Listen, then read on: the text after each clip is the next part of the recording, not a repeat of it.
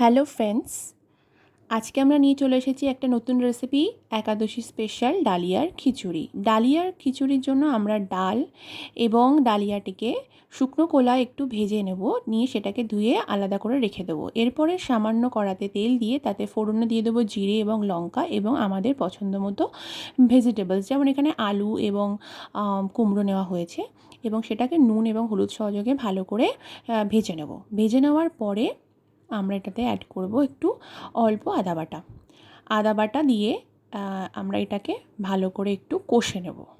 কষে নেওয়া হয়ে গেলে আমরা এর মধ্যে দিয়ে দেবো আমাদের শুকনো কলাতে আগে পরিষ্কার করে রাখা ডালিয়া এবং ডালে এবং ডালটা দেওয়ার পরে আমরা এর মধ্যে দিয়ে দেবো প্রয়োজন মতো জল, যেরকম সিদ্ধ হতে লাগে সেরকম। এখানে আপনারা ধরুন 1 কাপ ডালে এবং ডাল দিলে আপনারা 1 কাপ বা 2 কাপ জল দিয়ে দিলেন, সেটা আপনারা দিতে পারেন আপনাদের পছন্দ মতো। যেরকম আপনারা খাবে ততটুকু আপনাদের সবজি এবং ডালিয়া এটাকে সিদ্ধ করতে লাগবে ততটুকুই।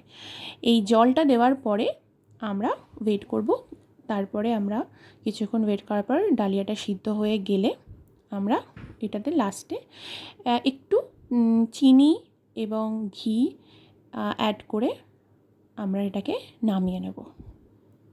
তাহলে আমাদের হয়ে গেল ডালিয়ার খিচুড়ি, যেটা আমরা একটু আলু ভাজা এবং স্যালাড সহযোগে পরিবেশন করব।